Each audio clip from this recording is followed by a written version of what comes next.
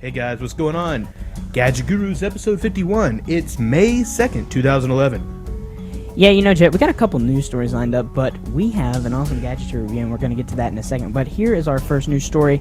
Gaming is going to get immersive, and all they're using is a Pico projector and a Logitech QuickCam Pro 9000. And a That's Pico projector. Yeah, and then, Jet, we're going to talk about some iPad magazines, also some other tablets.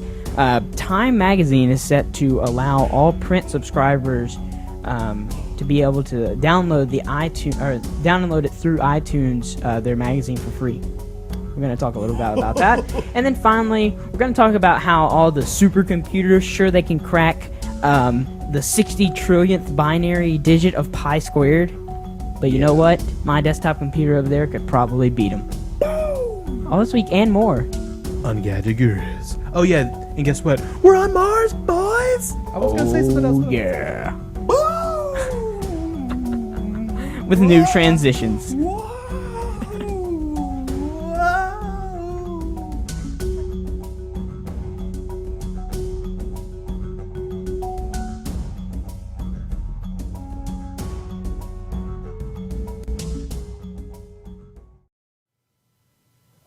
Yeah, Monday. So Nick, how's it going? I'm doing pretty good today. How are you, Jacob? I'm okay. You know, for the first day in a while, it hasn't rained on me Monday. Yeah, But it's supposed to rain the day's not tonight. over, so. It's supposed to rain tonight actually. So, yeah, you know, it's been an interesting week. And you know, Jep, last week on Thursday or last Tech Weekly episode. Sorry, I don't know what I'm talking about. I inserted a little picture, and it said, "I just wanted to get the word out because we'll talk about this for a second." And we talked about it on the pre-show. Some major tornadoes came through Alabama. Mm-hmm. And it's kind of hard to go through your daily life for Jacob and I because, you know, the storms didn't really affect us. I mean, we had to, be cautious for an hour. But other than that, we're going on with our daily lives. But it's kind of hard to go through your daily life with somebody 20 miles away from you not even having a house. Yeah. And, you know, I helped clean up in the Cahaba Heights area on, was it Friday? Friday night.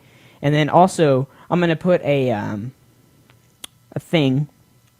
picture, in between when we start the episode and when we do the intro. So presumably you've already seen that. But if you didn't, go back and look at it. It's a way to donate to the Alabama Red Cross. I'm not saying that you have to, but if you feel led to, that's a great way to help all of the storm victims. And that's going to go directly to the Alabama Red Cross and enable you to directly help the anyone in Alabama. One other thing, if you're in Alabama, I would urge you, monetary donations are good, but right now they don't need money. They can't do anything with money because right now the urgent needs are like t-shirts, even like undergarments and things like and even water and food. So if Yeah. you live around Birmingham, and on the top of the list, the use of heavy machinery.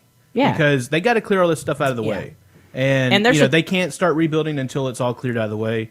So that's really I think probably their top thing because, you know, it's going to take weeks upon weeks, maybe even months to Yeah. clear all that stuff out Plus- before they can even start rebuilding Yeah. for the people who live through it.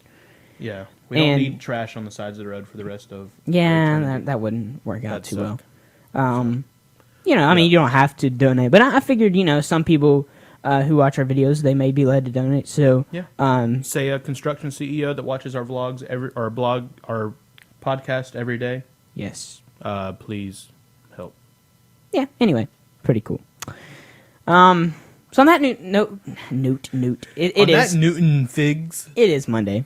And we still got our Insta-tan, as Carlo has been calling it in the chat And room. We're in Mars. Yeah, we're on Mars. Because- And Jacob this is the first time you showed off your new shirt on Oh yeah, I forgot. shows. And because I'm not going to show it off on my vlog anymore because I'm not doing that anymore. Sorry guys. I know you guys are heartbroken. Dude, you could pick your own nose. And then I'm a fat man, okay? So I have man boobs.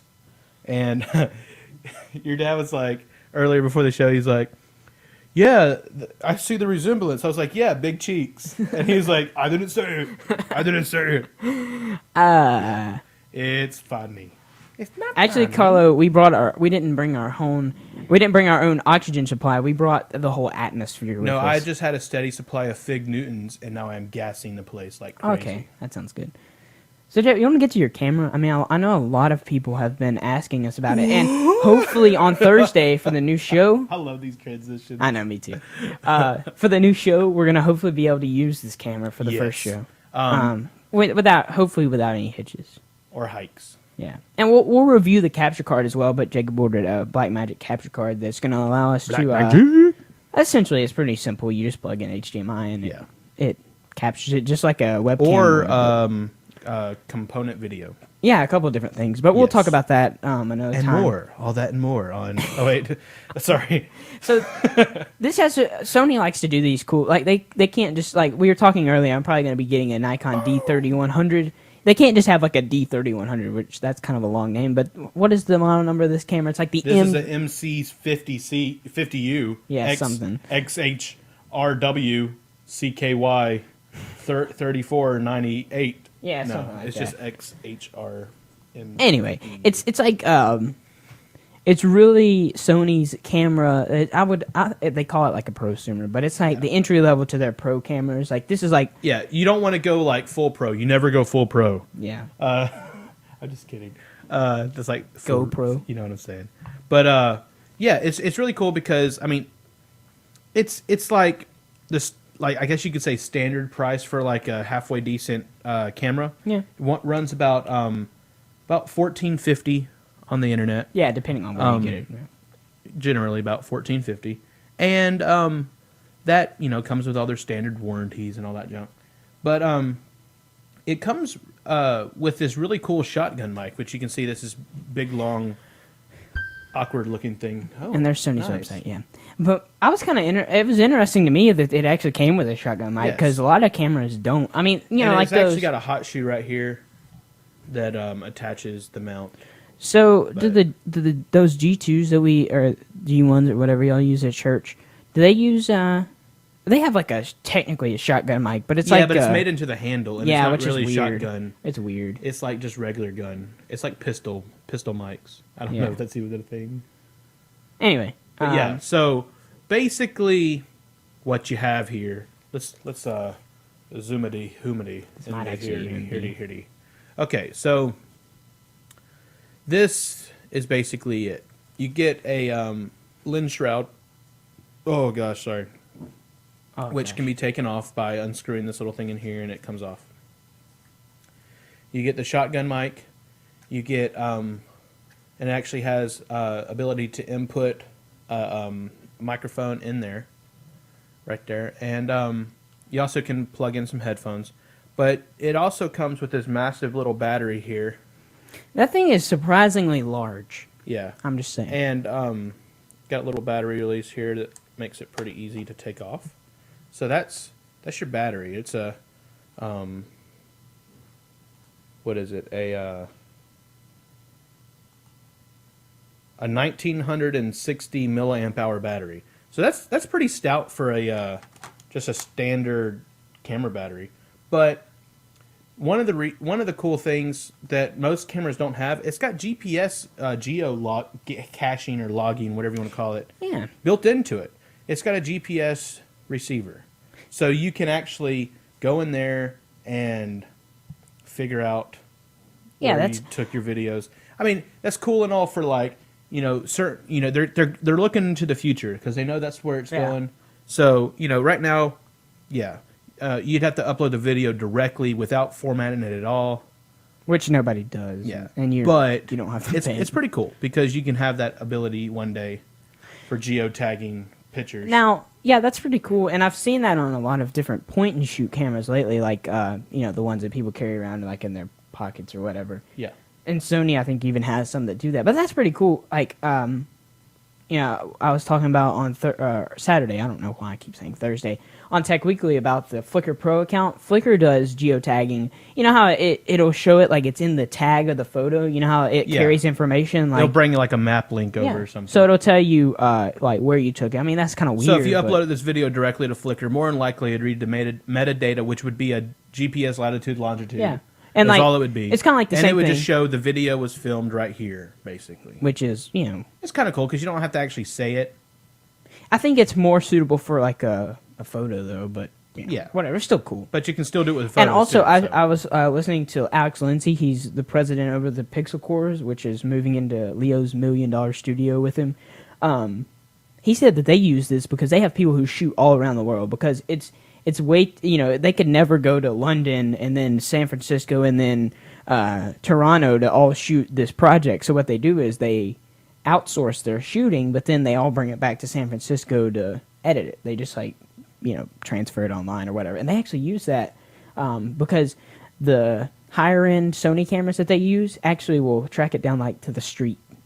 I mean, I'm sure that would too if you actually went like dug down into it. But that's pretty cool. Like, if yeah, you, it goes pretty detailed. You can walk around and see yourself like walking, just like your phone on your GPS on your essentially phone. the same thing. Right? Yeah. Pretty cool. But what's really cool about this thing, if we open it up, is it's got this. That big screen old is really big. Hey guys, how's it going? So basically, the screen is a touch screen. You can zoom in and out with it. You can do all those things. You tap it once to pull up some, which you can't see none of this, but you tap it once to pull up some menu buttons. And I mean, it's really cool because it lets you have a lot more accessibility to the camera without having to have all those extra buttons everywhere. I like that because, you know, you don't really want all those extra buttons there when you're filming. And you don't have like that scroll wheel on the back like you have on some Sony cameras. It actually has like a slider like you would have on like your window. That's cool. You know, window bar or whatever. It's got a couple cool little features. I keep looking at the screen and I'm supposed to be looking here. It's got a couple cool little features. Basically what it has is like a they call it like golf shot kind of deal, which is like a fast, high speed, you know, buffered video that's like 3 seconds long, I think, which is actually longer than 3 seconds. It just records 3 seconds of the event that you're happening. So basically, what it's doing, what it does, okay. Sorry, I was just lost for a second. Constantly, I was like, golf, what? It constantly like buffers the shot. And it's basically recording video at a very, very, very high frame rate. And then when you hit record, you can set up in the options to either record the previous 3 seconds or the 3 seconds after the fact. Right. So for most of your shots, like if it's something dropping, you would do it previous 3 seconds because you would actually press the button as soon as it hits. Bonk. Press the button. It'll show it falling, and then the video ends when it hits. That's cool. So, I mean, that's... But you could edit that out too. But you know, it's still nice to have that raw video of not having to edit. You just whatever. Yeah. So that's one of the cool things I've seen. You know, it also has. I mean, it's just tons of stuff. It has this one thing called smile recognition.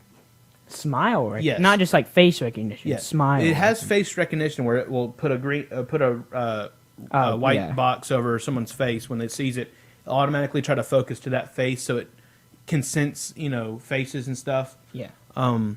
It also has an option which is turned off because it would fill your memory cards or hard drive up pretty quick, which is a 64 gigabyte internal hard drive, which is really nice. With the ability to do SD cards, memory stick Pro Duos, SDHC, XD, you know, pretty much any memory card minus compact flash. Now, while we're still talking about this, I like the fact that it mounts at the bottom because that's I want to do a size comparison. I'll take it with like a good camera so you can actually see it. But that's how you achieve such a small form factor. And thinking about this, $1,500, I was expecting like, I mean, even though Jacob, well, yeah, whatever. But you know, Jacob said, oh, it's a prosumer camera. I know generally what I would call a prosumer camera looks like. This thing is like so small, but it has like amazing video. I mean, it's just awesome. I mean, it's 1080. I think you can get 60 frames out of it, but you know, 24 saves space. You don't need 60. Yeah, I like 24. It looks nice. Yeah. But let's see. The smile recognition. You can have it. You can have it for like all the time or only when you're recording video. What smile recognition does is does it actually focus to their smile? Or no, not? like if let's just show you. How about that? Right. Does that work? Show me. Okay, so sorry guys, you can't watch. No, I'm just kidding. So what you do is you come into the menu. All right. And then you go into, and you can actually change these, but I don't. And it's a lot of stuff, but you can scroll down. And it is right, smile detection right here. And then you hit always on. Okay? So now you have this little smiley face down the corner of your screen. Yeah. So I'll show you what it does just by All right. pointing at your face. Okay, do a frowny face. Don't smile. Okay? No Right. smile. Dude, that's awesome. And it So- takes the picture. So basically what it does is That's pretty cool. and then it takes the picture. So I mean that's cool because you can actually have it to where it does it during Huh. the video. If you're like recording your kids and you're wanting to take pictures too, but you don't want to have to press okay. the photo button, it will actually do that for you. That's cool. So I mean, it's kind of cool, and it has a bunch of other things on here, face detection, all that junk. You So know. I know we talked about the touchscreen earlier, but it's huge. I mean, if you comparative to the size of the camera, it almost runs the whole side of the camera on the left side. Yes, But it looks. Yeah, I've always not been a fan of touchscreen cameras for the sheer reason is it's not a user experience anything like an Android phone or an iPhone or But it's- anything. it's- This is good enough. and the fact that you can use it to zoom in and out, I like that. and actually hit record, so you could hold it, like this, because Yeah. you It'd can be use this steady, as more steady. stability, Yeah. which it has very good image stabilization. I mean, you can. Yeah, move like you had around. it zoomed in all the way in your house, and it looked like what I would think zoomed out would if you were just moving it a little bit. You know? Yeah, so, and especially if you get the face tracking, and it can track multiple faces, of course, That's cool. but it will stabilize a lot better when it sees faces. So, I mean, it's a pretty sweet camera.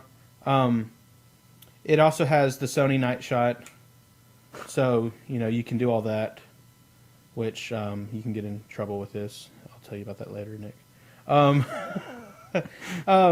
But basically, one thing that I don't know why they bothered to not even do this. You have an infrared LED that shoots out of this, but the shroud covers that up.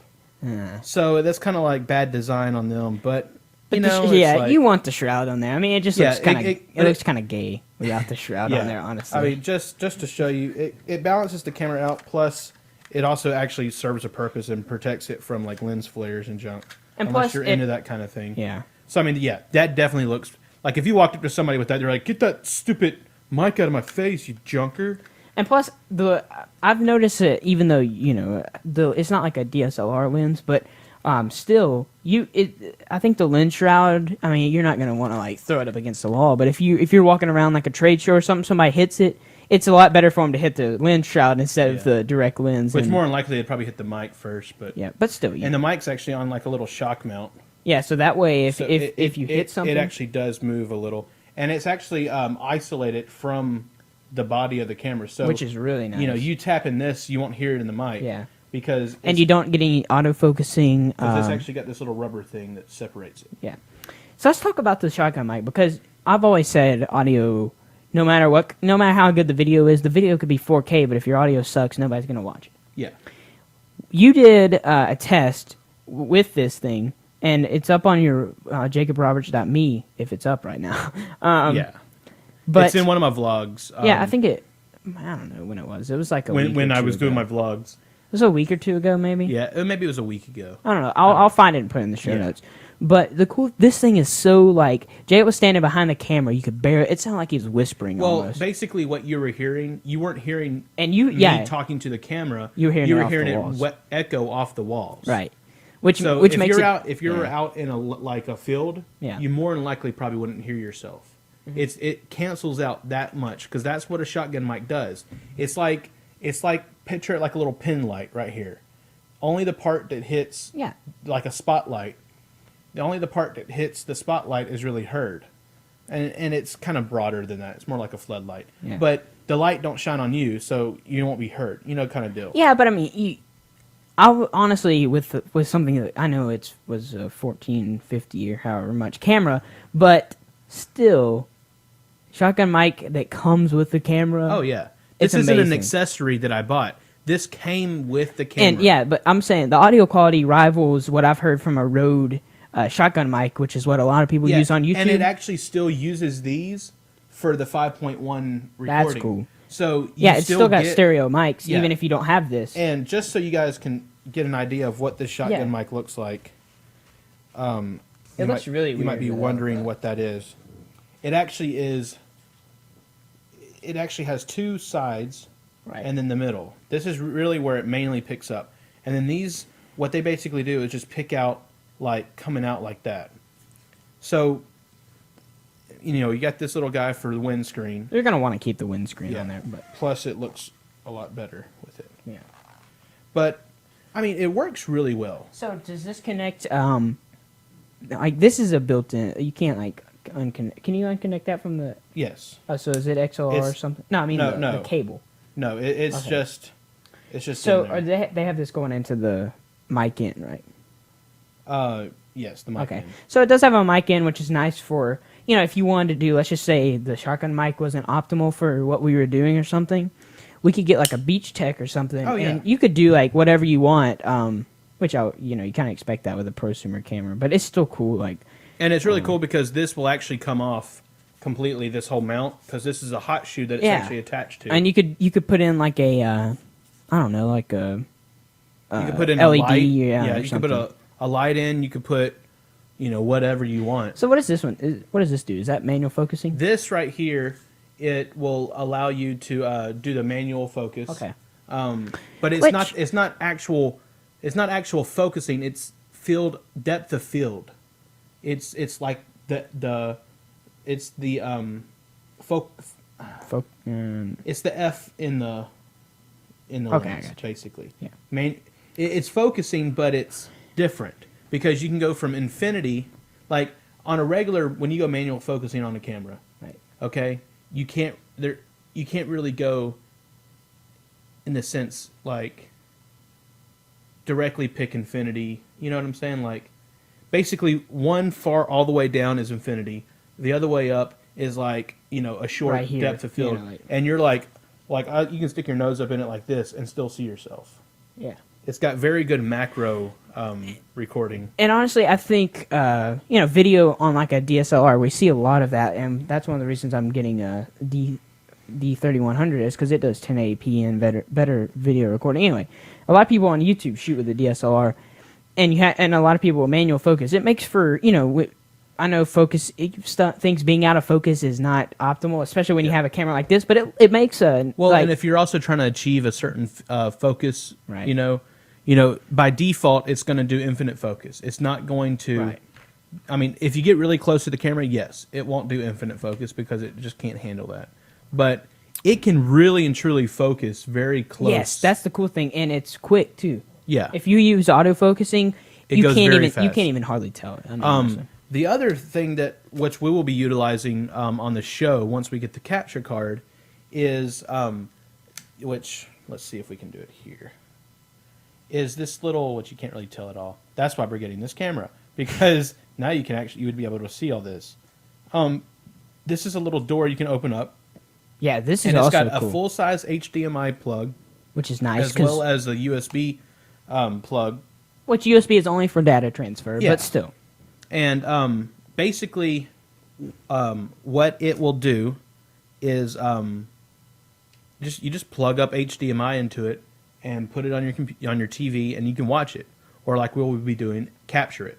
I guess you would call that live capturing, because like the Flip does not do that, and most cameras nowadays do it. Like all the Canons and stuff, all those different cameras do it, but we have to have that if you're going to use it in Wirecast, like we're going to use, or if you're just going to. I know some people just like to capture it straight into like Vegas or Avid or whatever. Yeah. If you wanted to, you got to get a camera that live captures. And as you could say. it does the AVC HD. Yeah. It's MPEG 2 standard definition, so you can actually pick if you Yeah. want, and you can actually change what you can record in. Oh really? Yes. On You the can, camera? Yes, you can actually come in here to the menu here. That's pretty cool because most of the consumer cameras. I don't know what I'm doing. You're stuck with MPEG 4 or whatever. Like your flip, you can't. It's just there. You know. Yeah. So basically, what you do is you come down in here to where's it at here? Yeah, media. Yeah, media settings. And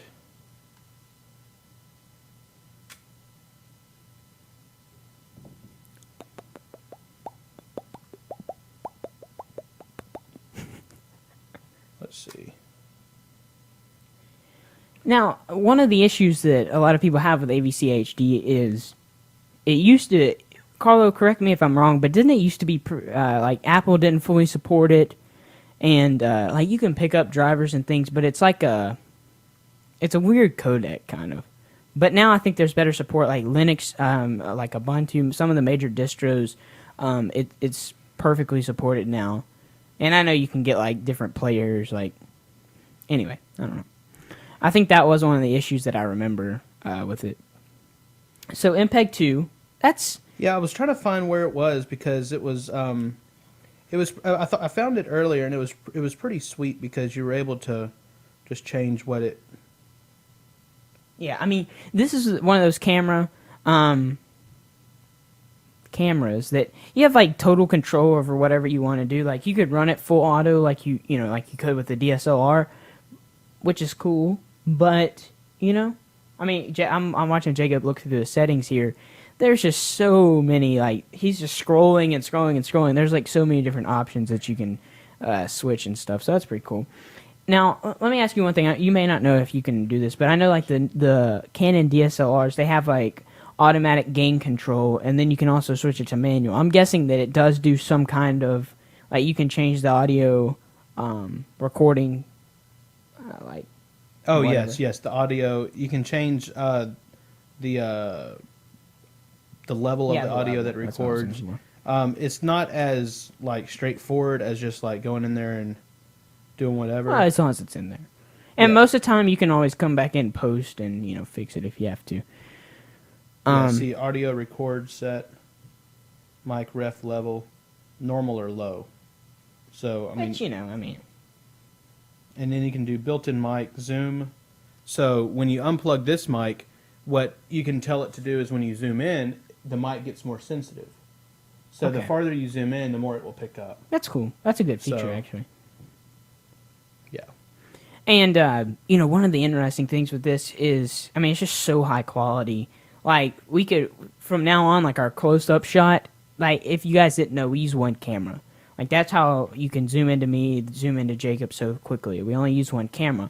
Now, this is going to be, like, so high quality that we're probably, I mean, we will lose quality when we go to, like, this up-close shot, but it's going to be, like, such, like, you won't even be able to, like, figure it out. That's awesome. Let's see. So does this have a link port or not? It does, right? Or did we conclude that it didn't? I don't think it did, because no, I don't think it does have one, because the way they basically ended up doing this to save space, they basically have their Sony's little AV single AV plug that Yeah, so breaks out to whatever. and you brought the cables. We'll talk about those in a second, like everything And then, that comes in the box. basically the DC in. So Yeah, I mean, you get some other stuff up here in the front with the headphones and mic.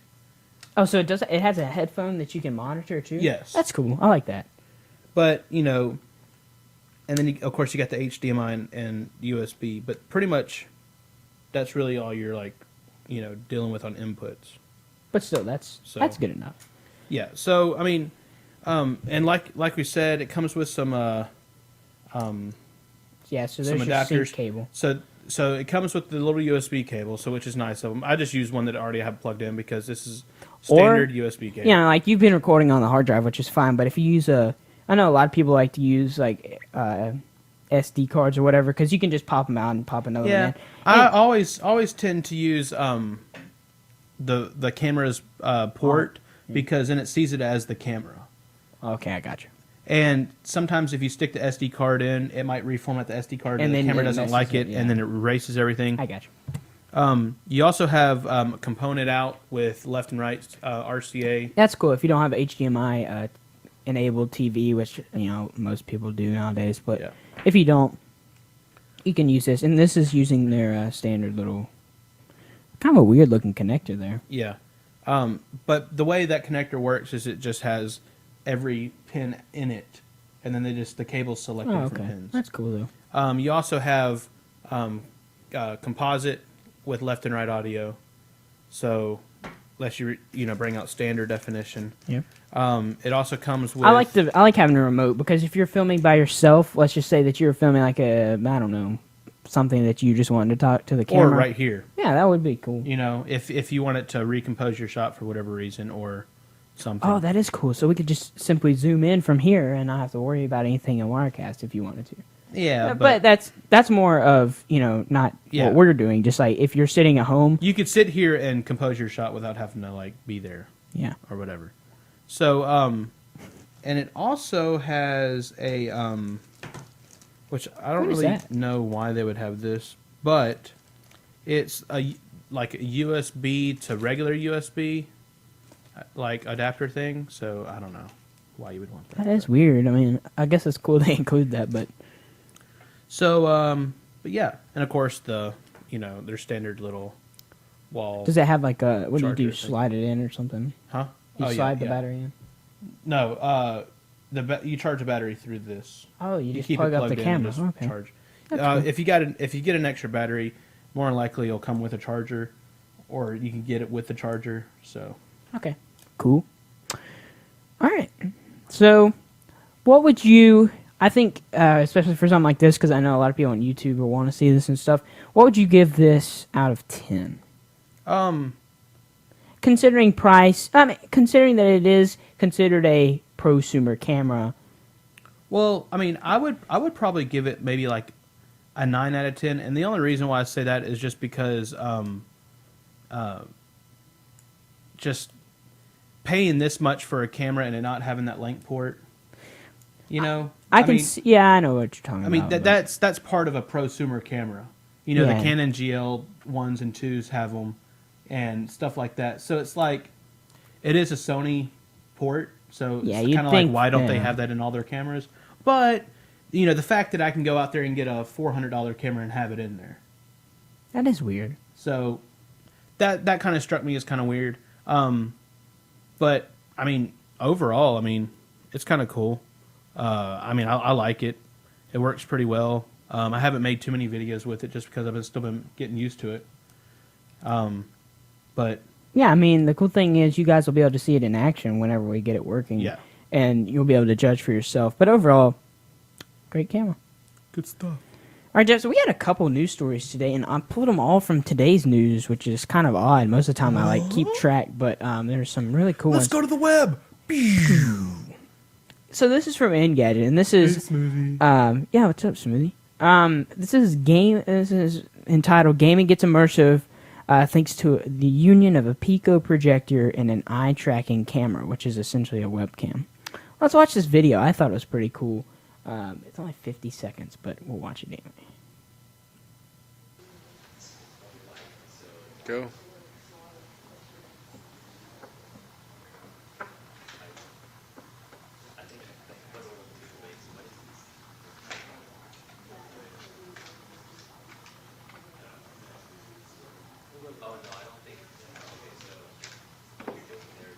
Just still kind of Yeah, in the beta stage, I guess. still pretty cool though. Is it just styrofoam walls that they got put up? It's nice. This is definitely in the first stages of development. This is not even beta. This is alpha. Yeah.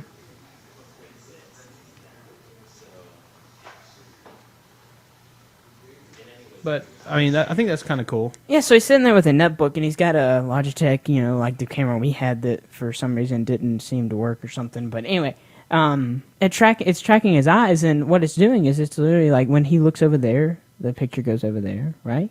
I mean, that's pretty cool. This is from the guys over. This was actually they showed something kind of like this at CES with a laser projection gun that followed the laser, which I think I'd like eye tracking better once it's like a lot better. But anyway, could this be like the first? I know like heads up display. This isn't actually what you're thinking about, but like could this be the first time where you actually have something like reading your eyes and it's actually like following your head motion? I mean, that would be kind of cool instead of using. It's not the first, of course, but Well, yeah. But yeah, I mean, I guess this concept. But there's some other things that track your eyes. There's actually a thing in the Make magazine that you can actually do with an Arduino board. Right. And a camera. You can do PS3 or PS2 the camera, iToy or the whatever. iToy or whatever.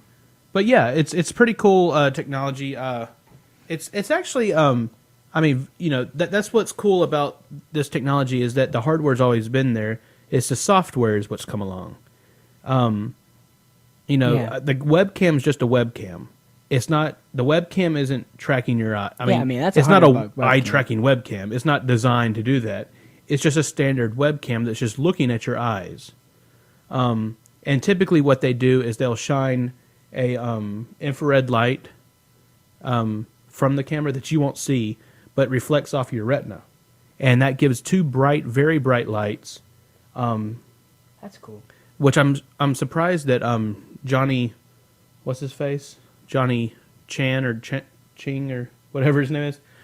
Jackie Chan? No, not Jackie Chan. It's Johnny the steady cam guy. I'm surprised he hasn't done this with a Wii remote yet, because the Wii remote would essentially, you just have bright infrared, and your eyes would be the light source that moves around.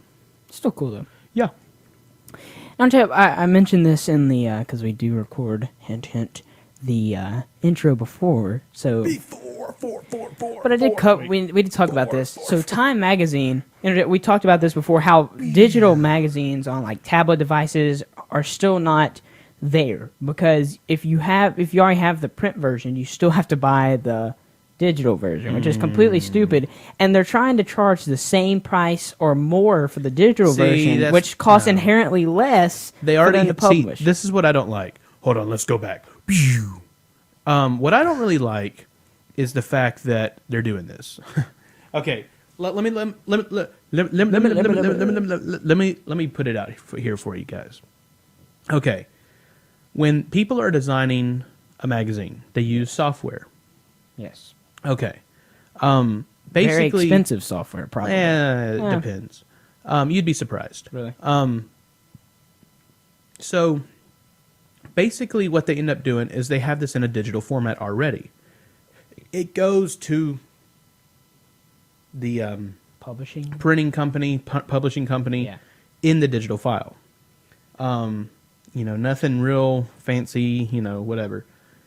It just takes like 2 more clicks to export this thing to like a PDF or whatever would be a format that would work good on a tablet. I've always, I'm pretty sure like iBooks uses a certain, like, probably not a PDF, but to do all those, It's probably PDF. It could be. It's probably just an embedded PDF viewer that they just don't hide all the controls and make it very easy to. Probably so, actually. Yeah. So basically, what they're saying is that they're going to charge you to export to PDF, which probably more than likely they've already done to let people review it. I bet you they have. For proof or all that junk. Yeah, because they're not going to print out the whole magazine to get somebody to proof it. But then the actual cost of printing the magazine, they're going to charge for, of course, because they got to make up for the printing cost. Yeah. But then they're going to charge you more to not print it. Which makes no sense to me. Yeah. So if I paid $500 for a tablet, I expect to at least get a discount on me saving paper to buy the whatever. If I wanted to read the New York Times or a Time magazine, like we're talking about. But Apple has done this before. Yes. If you remember, when the iPhone originally came out, they had they called it a surcharge, I guess, if you will, to ship their paperwork for the iPhone to the customer. So this is like a reverse goat rope, I guess you could say, because before they were charging the customer extra to send them paper, which is understandable. No, I understand that. When they send you a booklet, they're losing money. Yeah, they're having to send you print these that, booklets that basically tell you that you can't do anything to their phone without their permission. But now they're giving you PDFs essentially, and say we're going to charge you for it because this is a premium service. It's getting delivered straight to your iPad, right? And we have these servers set up to be able to handle all this. I'm like, no, you're just putting them on Amazon. Yeah, and Amazon has the servers, which you're probably paying pennies. Yeah, Amazon. If Amazon had full control over this, and I'm not partial to Amazon or whoever. I'm just saying, if Amazon had full control over this, I'm pretty sure that they probably would charge like $1 or something for these magazines. Now, this story just right because, here, it's like, this story right here does make me happy. So Time has stepped up to the plate, and this is interesting. And most of the magazines are actually dealt with through applications. They're not. So, like, Time has their own application. Sports Illustrated has their own application. It's not dealt with through iBooks or Kindle, which I would prefer, really. But yeah, there's no sense in having 1,500 It's apps. weird. And every time you download, every time a new issue comes out, you have to update the app, which essentially, how... Yeah, they're not pushing the issues. It's re-down. Like, you're not going to get it. You might get a notification, but that's it. So Time has stepped up to the plate, and they said, for anyone who subscribes to our print magazine, which... this is pretty reasonable. We're going to give you the iPad version for free. Well, that's what they should do. I know, but I think we've already kind of gotten used to, I already subscribed to Time Magazine print, so I'm going to have to pay for it again on iPad. But I think they should have done this from the start. That's the only issue, Yeah. They were charging $5 for an issue that was digital. You could easily, I don't know how much. Most magazines are like $5 to $8. It depends, yeah. But, come on.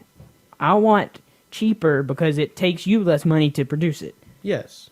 But they say you're paying for the convenience. They're just wanting to charge you more money. Well, I guess. Is what it comes yeah, down to. essentially. They want to charge still that $5, even though it costs them $1 less to make it or whatever. Yeah. But all in all, what they're going to end up doing is just hurting themselves. Probably. That's what it's going to come down to. That's pretty cool, though. So I don't think we're gonna. I didn't mention this. Huh? Oh, go ahead. I saw on Hulu actually that Hulu Plus is now on the Xbox. Yes. I just saw this because it's cool. I don't like the idea of Hulu Plus. Yeah, Hulu Plus. Just because to be charging people for content. I understand. I think that they store some of this on their servers, but really and truly, all they are is a website that just passes through video from other people's. Like the network servers, they just pass it through. They're just they're Google search in the sense of essentially whatever. They just rebrand the player, honestly. Yeah, they still pull from the same file on the internet. They're just pulling from that RTSC source or something, and that's or RTSP, sorry, source, and that's really all they're doing. But I did see a really cool thing that Hulu was doing. With the Xbox. Now, I'm probably not going to get it because I don't really like the idea of Hulu Plus. But if you have a Kinect and you get Hulu Plus, you can use your hand to move around in Hulu Plus. So it's and like you the can Kinect also dashboard, use Play Movie or Play Show or Play That. That's cool. And it will actually play it because the Kinect has a microphone and it can hear you and all that stuff. So I'm not a Netflix subscriber either, but that would be cool for Netflix, dude. Yeah. To have that on your Xbox? You're going to have like the idea of them moving it around. Yeah, that is cool. So essentially, they have the Kinect. They have two separate dashboards now for Xbox. They have the Kinect dashboard and the regular dashboard. So it's enabled by you basically do your hand like this and it goes to Kinect dashboard. And essentially the same thing. It's just touch, or not touch, but it's you gesture put your friendly hand with up your hand. and you move your hand around, and it basically. Smoothie saying in the chat room, all you have to do is subscribe. Exactly, that's what they want you to do. But it is cool. I'm not gonna lie. But I'm not going to subscribe, so take that as you will. I don't think we're going to talk about this next, because honestly, it's a non-story. I was going to get your take on what is BlackBerry still have a market share, but I'm pretty sure the only market share that they do have is Enterprise. Yeah. Enterprise, Yeah, like Starship Enterprise? Maybe no. Oh. So we alluded to this story in the beginning of the show. So Man drills hole in head, then counts to pi. They have what they call supercomputers. I mean, they're kind of like Watson. I would consider Watson to be a supercomputer, right? Not exactly, but similar thing. Mm-hmm. It cracked the 60 trillionth binary digit of pi squared. How exciting! But you know what? We've gotten to the point right now in hardware where that supercomputer my desktop computer can literally compete with a supercomputer now. Because, we even see this in mobile computing now. 5 years ago... The cloud. Well, yeah, but, like, how many of everybody had dual-core or single-core 2 gigahertz processors 5 or 10 years ago? Well, I remember when on the screensavers, which is just pushing back time, when they were like, oh, yeah, we overclocked this thing almost to 2 gigahertz.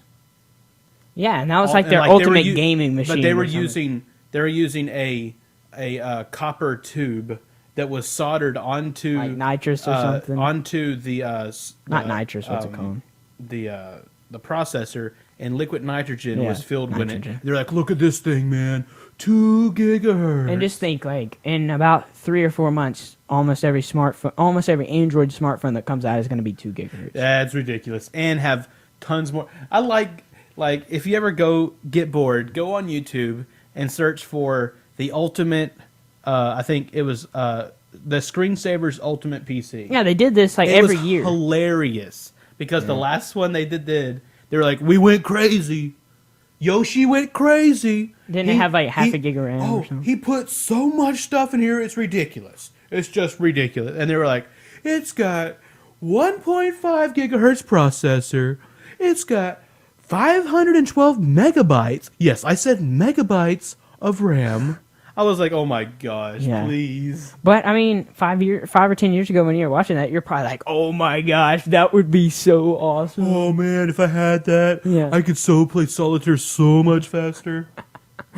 Carla's saying it's not a supercomputer unless it plays Crysis. Yes. Which I tend to agree, but that should be like the new thing that Blendtec does. Will it play Crysis? And it's like... So our last story for the day kind of excites me because I'm still like the desktop PC like nerd. I still like building desktop PCs, and I still like tracking SSDs really interested me right now. Like if I get a new laptop, I'm gonna throw an SSD in there because it's just so much faster. I mean, it's just awesome. And I know a lot of people, especially with like tablets and things, we're getting away from being hardware nerds, Jay. I mean, nobody really cares what clock speed their processor is. As long as my grandmother doesn't care what her iPad is on, like what if it's a 1 gigahertz or a 5 gigahertz or whatever. All she wants to go to Facebook and play Farmville or what's that thing that Leo plays? Anyway, it's like Farmville. Yeah, this is pretty cool. So AMD is going to debut the first embedded GPU, graphics processor that supports OpenCL and 6 displays. Yep. Now, it's only got one connector, and it uses their... the super port, or whatever it's called. Their iFinity, which, I don't know what they actually call it, but, it has like a split-off. I mean, it kind of reminds me... It'd be something like this. I mean, it's much bigger than anything. But it's just a box that comes out, and it's like $50. I mean, it's like little to nothing. Well, they got that data port thing now. And it's crazy. Yeah. 6 displays. Presumably you could throw this thing. It would probably be in a laptop. Basically, what it does is you have like higher than 4K resolution, or really higher than 4K. Yeah, it's like approaching 8K probably. Resolution's coming out of this port, and pretty much what it's doing is just like throwing it out across this big old screen, and it's pretty sweet. I saw this like two. They had something similar to it. It was the iFinity when it first came out 2 CESs ago. Yeah, and that's how I won the shuttle PC. Won it from AMD at their booth, and it's pretty cool. The iFinity, you mean? Yeah, they have like they were running like 3 displays. Yeah, back then it was. 3 displays is still awesome off a little. But laptop. It was like high resolutions. Yeah, you could go. And like 27 inch. But it was seamless display. Yeah, it was just boom. Yeah, it was. You can get window go boom. I'm still not keen on gaming with like 6 displays. I think that's weird. I think with the bezels, it's going to be weird. But dude, well, 6 now with the LED Yeah. screens starting to come out, the true LED screens, not the LCD screens to have an LED backlight. Yeah. You're gonna see them coming out like, I think by the end of the year. I think is what they said. I think it's fourth quarter. Yeah. Like just in time for Christmas. Now that one's LED backlit, and it still looks so much better than like. Yes, because you can have a much higher contrast ratio. Yeah. But until you've actually personally I guess seen you're right. a LED screen, no LCD, no liquid crystals involved, it's amazing because they can get that bezel like so stinking small because it doesn't require really much of anything on the sides. It's all off of a circuit board behind it. Yeah. And it's just amazing. I'm That's just gonna saying. be. And that's really the only thing. I mean, I don't know. I mean, it'd be so sick to just have 6 27-inch. I'm waiting for the roll, the screen roll, like get like, oh yes, I'd like to buy the 24-inch wide 50-yard roll of screen, please. That would be cool. You just it has one plug in the end of it, Yeah. like a data port plug, Yeah. and you just and roll it out and like pin it up on the wall, and there it is, big mama humma screen wrapped around your whole room. That would be awesome. And hey, that's the route they're going because that data port, the Yeah, way they've got the I understand technology. it, with the LED screens, they're going to require such little power that they could Power it through the inevitably power it through a data port style connector. like almost through the laptop. It would be like a next generation. So you basically, it'd be like USB power with 7 displays or with something. Or like a this display. massive resolution coming out of it. Dude, that would be awesome. So I mean, that's really where it's coming into. I mean, I would like to get some data port screens just because. Well, for one thing, it's probably inherently much more faster, right? Oh yeah, it's substantially more data transfer. Yeah, And so yeah. that's awesome. So that's the things that excite me, and honestly, I bet you we'll see some of those maybe before even the next CES. I mean, I would hope so. Or hopefully at CES. At least at CES, hopefully. All right. Well, that's the reason that we do Gadget Gurus for stuff like that because we get all excited about stuff like that. And then we go like this. Yeah. Oh yeah. Monday. Okay, yeah. So yeah, guys. Make sure to check out all of our other shows that we do here on PBcast TV. We're going to start up a Tuesday show, and we've also got the debut of our Thursday show, Yeah. which we talked about on Tech Weekly. If you want to go back and watch that. I'm going Fab to talk Lab. about it again if you want. Yes. Well, yeah, I guess we can talk about it for a second. So essentially, we've partnered with the Personal Factory over at Pinocchio, and they've given us the opportunity for really Jacob to design. Because I don't. You're going to learn. I am gonna learn, and that's going to be one of the You're things. going to have to come up with ideas because I will not be able to come up with them all the time. Yeah. And the cool thing is this is going to open us up to many different things. We've thrown around maybe some of the smaller projects. Like we're going to start out with a smaller project, and you know what I mean by smaller project. I mean, it's not going to be like the Useless Machine. You guys remember when we did it on Gadget Cruise. We may do it. We're going to do one of those like maybe once a month or something, but I'm sorry. With something like, I don't know, just a little gadget that Jacob creates, we make him print like 5 or 6 with, the allotted budget, and we could like send those off to people. Yeah. So, we might do like a... And actually, what we're gonna throw around the idea. This is Gadget Gurus, and it sort of is gadgets that we're gonna be doing. They're gonna be homemade, or not homemade, but more custom gadgets that we make. But basically, we're gonna be doing some contests. Basically, like come up. There's going to be a handful of different contests, but one of the main ones is ideas for projects. Yeah, because we're going to need those. I mean, you just think about it. Every time we come on with this, like you guys know how hard it is. 4 projects a month. Yeah, so, I mean, essentially, every time we come on with the show, we're going to have a new project. And your idea bank runs very low after a while, and you don't want to become repetitive. So it's cool to like get some cool ideas, and you don't want to take too many people's ideas of other things. I mean, that's acceptable every once in a while, but you still want to be pretty original. Yeah. We're also going to have like 10 to 15 minute interviews with some of the biggest people, innovators and things in the maker community, which I'm pretty stoked about that because I like talking to people in different, like we had Chad Hallberg on. That was like one of my favorite shows that we've done so far.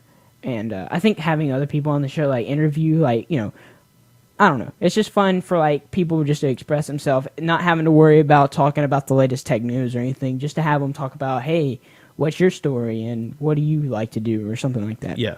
And we'll probably start off at the beginning, like once a month doing Yeah, an interview. I mean, just because, you know, you do too many and you're going to run out of people on the maker community to be able to. yeah, and the cool thing is, as much as I would like to do those like live, and we would probably still, if we had to like pre-tape it, we'd probably come into the studio and still announce that, hey, we're going to be pre-taping this for next Thursday's show if you want to come in here. Because I like live. I mean, live is like... Yeah, well, I mean, I think we'd be able to And do most it of them can do it, but, you know, if they're in like... Well, yeah. Some, like, Adrian Bauer is one of the contestants. He's the founder of, I guess, the Mendel project, the open source project for 3D printing, basically. They got the open source 3D printer started. And, you know, he's over in, like, I think Bath, England or wherever. Yeah. And that's going to, you know, he's not going to want to wake up at, like, 3 o'clock in the morning. Yeah, like, Carlo's a trooper. He'll, like... Yeah, Carlos Carlos run on, like, 5 Yes. cups of coffee when he comes on our and show. 3 bags of Monster Munch. Yeah. But he, you know, he's probably not going to want to wake up at 3 o'clock in the morning to you know, come on a live show and he'd be like, oh god, Yeah, so that So- might be a situation where we'd have Yeah. to pre-tape. But the cool thing is we'll probably still announce, hey, we're pre-taping this because, you know, and then we'll just insert into the... So it might be like that Saturday, or, you know, get him in the Yeah, morning or whenever we something. can, Saturday, yeah. or not Saturday morning. It'd be more like a, you know, whenever the Yeah. times would work out well But for him. 90 or whoever. probably 90 or 85% of the interviews we would do would be live, hopefully, or I would hope Yes, so. because yeah, he's one of the people that's out of the country. But there's some other people that we probably might do interviews with. I don't know. And but- one of the things I would, you know, I've always wanted to hit some conferences and things, and CES is kind of a stretch. Not only, I mean, it's Well, a there long. are maker fairs. Well, and yeah, I think that that's would be what I was talking about. And I've researched it. There's some in like Tennessee and even like Atlanta but the one that's coming up is in like they're always a majority of them is always in San Francisco, which or Vegas. yeah, and we can't afford to do that every time. So you know, It would that's- still be that's cool kinda to hard, catch but- up, and there's different meetups and things that we might like. Oh, yeah. Atlanta would be a good trip that we could just do like one day and then just Yeah. come back, or if we want to. Anyway, some things we could throw around, and the show's probably going to evolve as we do it, like most of our shows have and do. But I think we've been presented really with a great opportunity, and the cool thing is, it's one of Jacob's passions, and I said this in Tech Weekly.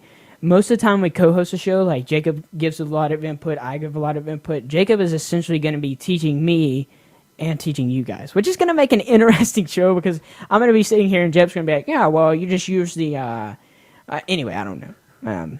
The 1.21 gigawatts. Yeah, I I'm don't like, know why what? I would say that, Yeah. but whatever. But I think it's going to make a good thing because Jacob may just talk like everybody knows what he's talking about, and I have no clue what's going on, and I can just be like, well, what is that, Jim? And then that would present a good teaching moment. Yeah. Anyway, I think it's going to be fun, and it's going to be cool. This Thursday, Cinco de Mayo, Yeah. May the 5th. 6 o'clock, right? Yeah, 6 p.m. Central Time. And stay tuned to blog.pinoco.com. I think we're going to release like a blog post or something. Yeah, Sorry. pre-show. Yeah. I think that's what they said, pre-show blog. And they want it on their YouTube channel, which is fine with me. We're going to upload it to their YouTube channel, but we're going to handle all the RSS feeds. Like, we'll still... You guys won't see we'll the... RSS feed the blip or whatever. Yeah. So you guys will be able to subscribe to that, and everybody aware that you subscribe. So, yeah. Make sure to check us out, pbcasttv.com, youtube.com/pbcasttv. You can follow Jacob on Twitter, twitter.com/freakinhuge, FREAKINHUGE, and you can check out... No more Facebook. Yeah. No more vlogs either, sorry guys. I really don't like Facebook. Yeah, I had to get rid of it because I was like, all I do on there is brag about things I do, and that's really all it is. Yeah. So I just deactivated it and whatever. Yeah, but Jeff, you did mention that you're still gonna have a I wouldn't stay. I mean, a pretty good flow of content on your website. Yeah, whenever you well, see, need to post them. Okay, let's just take a second real quick. The reason why the vlogs were slowly or stopping now is because I've stopped doing like Twitter posts and everything. You know what I'm saying? Like, Yeah. So essentially, I've the stopped vlogs, doing content, and it's only the vlog. The vlog is my social networking now. So Which is that's why I had to understandable. stop, because I was like, I'm not taking any pictures. I'm not doing this. I'm not doing that. All I'm doing, I mean, I looked at my Twitter feed, and it was, I uploaded a video. I checked in. And then like my Facebook was solely uploading videos, and I was just like, man, I gotta do something else. Yeah, I think I would be the same way because I would be hard pressed to like. I mean, not saying that tweets like take a lot of thought, but I mean, you're not thinking. You're just like, Well, I know how your thought process was. Hey, I just made this new thing on my 3D printer or whatever. I'll just I show just it on wanna the vlog. Yeah, but I would, it's hard to. I mean, you spend like the whole time you're sitting there showing it on the vlog, then you're showing it on Facebook, Yeah, showing you're it on like Twitter. You feel like you're backtracking. You're uploading to actually. Flickr. You're putting it on Thingiverse. I understand. And you're like, what in the world am I doing? I just spent like an hour trying to share what I've just done when I could have just been like, phone, boom, okay, see ya. So Yeah, I it's understand. it's so much easier. Yeah, So, and yeah. JacobRoberts.me, essentially the hub. I'm sure Yeah, you'll post that will on be the hub Twitter. of all my content.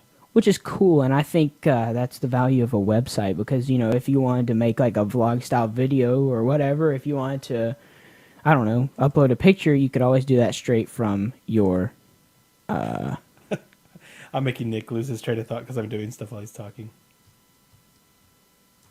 website. Yeah. And then also you can... Carlo's adding the bookmark. Yes. Boom! Yeah, there you go. JacobRoberts.me. And then you can follow me on Twitter, twitter.com/thatnickjones, and also nickjones.me. Mine are more, I don't really post that much. Like, I might do an occasional video. Most of the time, mine are like text entries. I don't know why. I mean, I don't have anything cool to show off like Jacob does, but Oh, you will. I will. I don't know. I mean, anyway. But a lot of my content is always piped through Twitter, so if I post a I video love or that anything, transition, though. I do like that transition. So Anyway, cool. guys, thanks for joining us, and make sure to check out Fab Lab on Thursday. I think we're gonna have a lot of new viewers watching. Yes, but so I hope to be have nice everyone. be nice in the chat room, guys. Yeah, we may have to up the. Hey, Lady operator. Bread. So that's all we got, guys. So until next time, guys, I'm Nick Jones, I'm Jacob Roberts. and we are the Gadget Gurus.